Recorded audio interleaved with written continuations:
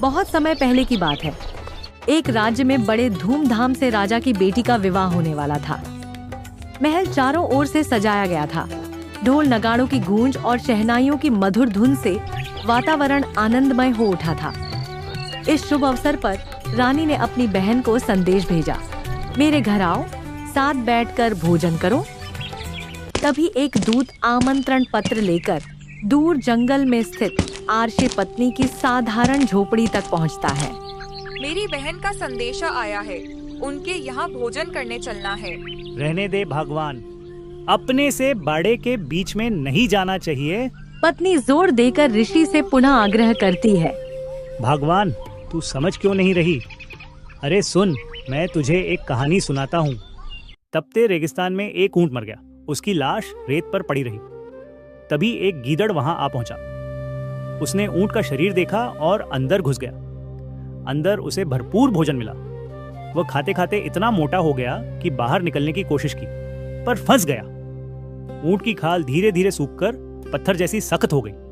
गीदड़ चाहकर भी बाहर ना आ सका। दिन बीतते गए, धूप तपती रही, गीदड़ अंदर कैद रहा। आखिर बरसात आई। पानी से ऊंट की खाल नरम हुई। गीदड़ ने पूरी ताकत लगाई और तरह बाहर निकल आया। तभी उसके साथी गीदड़ ने हंसकर पूछा, अरे दोस्त, इतने दिन कहाँ गायब था? दिखाई ही नहीं दिया। कहाँ जाता? अंदर ही फंस गया था। भाई, आज एक बात समझ आई, अपने से बड़े के बीच में कभी नहीं जाना चाहिए। ऋषि ने बहुत समझाया, पर पत्नी अपनी जिद पर अड़ी रही। मुझे नहीं सुननी कोई कहानी, मेरी बहन के घर चलो। ठीक है भगवान, अगर तू इतना कह रही है तो चलो। पत्नी की जिद के आगे ऋषि मान गए। दोनों साधारण झोपड़ी से निकलकर राजा के भव्य महल की ओर चल पड़े। रास्ते भर ऋषि चुप रहे, लेकिन पत्नी के चेहरे पर उत्साह साफ झलक रहा था। आखिरकार वे महल पहुंचे, जहां सोने चांदी के बर्तनों में 36 पकवान परोसे गए थे। पत्नी ने चाव से भोजन किया, लेकिन ऋषि ने मन मारकर खाना खाया और चुपचाप घर लौट आए। कुछ दिन बाद महलों की चकाचौंध पीछे छूट चुकी थी। अब ऋषि और उसकी धर्मपत्नी फिर से लौट आए थे। अपनी कुटिया की शांत देहरी पर जहां न वैभव था न सोने चांदी, बस थी साधना की निःशब्द शांति। स्वामी, राजाओं के यहाँ कितना वैभव है, हमारे पास तो कुछ भी नहीं है। देवी, सच्चा वैभव धन संपत्ति में नहीं, संतोष और भक्ति में है। पर स्वामी, हमें भी बुलाना चाहिए। रिश्ते नाते ऐसे ही चलते हैं। अगर हम नहीं बुलाएंगे तो लोग क्या कहेंगे? पत्नी के आग्रह पर ऋषि ने मन मारकर राजा को निमंत्रण भेजने का निश्चय किया। ऋषि का दूत महल पहुंचा। दरबारियों ने संदेश लिया और राजमहल के भीतर पहुंचाया। राजा ने मुस्कुराकर कहा, वाह, ऋषि ने हमें बुलाने का साहस किया है। अच्छा, अब देखना है वो अपनी छोटी सी झोपड़ी में हमारे लिए किस प्रकार का आतिथ्य करता है। राजा ने घमंड से कहा, अब उस ऋषि को नीचा दिखाऊंगा। हजारों सैनिकों संग चलूंगा। देखता हूँ वह कहाँ से हमें भोजन कराता है। शंखनाद गूंजे, घोड़ों की टापें धरती हिलाने लगी। राजा अपनी विशाल सेना के साथ जंगल की पगडंडियों से होता हुआ ऋषि की साधारण सी झोपड़ी की ओर बढ़ा। उधर ऋषि शांत भाव से ध्यान में बैठे थे। उनकी सुरति स्वर्गलोक में लगी, जहां से प्रकट हुई दिव्य कामधेनु गाय और उतरा स्वर्णिम महाशिविर। ऋषि ने आकाश से संतों और ऋषि मुनियों को आमंत्रित किया, ताकि अभिमानी राजा और उसकी सेना सच्चे वैभव का दिव्य दर्शन कर सके। राजा गुस्से से तमतमाता हुआ ऋषि की साधारण सी झोपड़ी तक पहुंचा। उसके पीछे हजारों सैनिकों की सेना थी, पर ऋषि के आदेश पर वे कुछ दूरी पर ही ठहर गए। झोपड़ी के सामने राजा और ऋषि आमने सामने खड़े थे, जहां घमंड और धैर्य की पहली टक्कर होने वाली थी। ऋषि, यही है तेरा दरबार? इतनी छोटी सी झोपड़ी में तू मेरे हजारों सैनिकों को कैसे खिलाएगा? राजन, घमंड मत कर। जिस परमात्मा की कृपा है, वह झोपड़ी को भी महल बना देता है। आओ, बैठो। सभी अतिथि का सत्कार होगा। ठीक है, देखूंगा तुम्हारा यह चमत्कार। राजन, तुम्हें और तुम्हारी सेना को ऐसा सत्कार मिलेगा जो तुम्हारे महल में भी नहीं मिला होगा। स्वागत है राजन।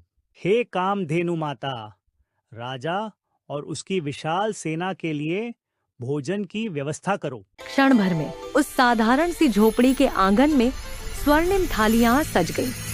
सैकड़ों व्यंजन प्रकट हुए और पूरा मैदान भोज स्थल बन गया। सैनिक और जन सामान्य सब तृप्त होकर भोजन करने लगे।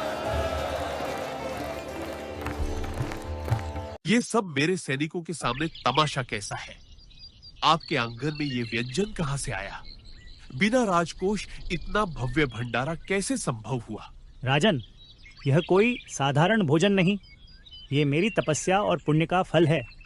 ये थालियां न मेरे हाथों से बनी हैं, न किसी राज भंडार से आई हैं।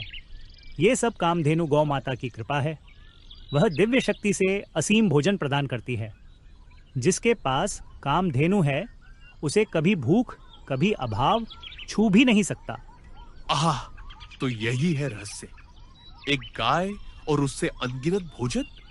ऋषि, यह गौ माता तुम्हारे जैसे सन्यासी के लिए व्यर्थ है। राज्य की जनता भूखी है, युद्ध के लिए अनाज चाहिए। अब यह गाय मेरे राज भंडार की शोभा बनेगी। सैनिकों, कामधेनु को पकड़ लो। अब यह गाय तुम्हारे राजा की होगी। राजन, ठहरो। कामधेनु कोई साधारण गाय नहीं, ये गौ माता स्वयं स्वर्ग से अवतरित हुई दिव्य शक्ति है। इनका स्थान राजमहल नहीं, स्वर्ग में है। इनसे मिला भोजन राजभोग नहीं, पुण्य का प्रसाद है। यदि तुम लोभवश गौ माता को छीनोगे तो याद रखना, गौ माता का अपमान किसी भी साम्राज्य को नष्ट कर सकता है। राज्य धन से चलता है पर टिकता धर्म से है। हा हा हा हा हा। ऋषि, तेरी तपस्या, तेरे पुण्य की बातें मेरे दरबार में नहीं चलेंगी। ये गाय अब तेरे काम की नहीं। तपस्वी का पेट तो भिक्षा से भी भर जाता है, पर राजा को चाहिए राज्य का वैभव, सैनिकों, आदेश का पालन हो। राजन, तुम्हारा लोभ असीम है, पर मेरी आस्था उससे भी बड़ी है। गौ माता, मैं आपकी रक्षा नहीं कर पाऊंगा। आपसे प्रार्थना है, आप इस पृथ्वी को छोड़कर स्वर्ग लौट जाइए। जैसे ही ऋषि ने कामधेनु से कहा, अब आप स्वर्ग चली जाइए, गाय आकाश में उड़ने लगी। यह दृश्य देखकर राजा के मन में क्रोध उमड़ पड़ा। उसने अपने सैनिकों को आदेश दिया, तीर चलाओ। तेज तीर गाय के खुर में जाकर लगा, जिससे गाय का रक्त टपकने लगा। जहां जहां गाय के रक्त की बूंदें गिरी, वहां वहां धरती पर तंबाकू उग गई। लोग उस पौधे को सुखाकर हुक्का और बीड़ी में प्रयोग करने लगे।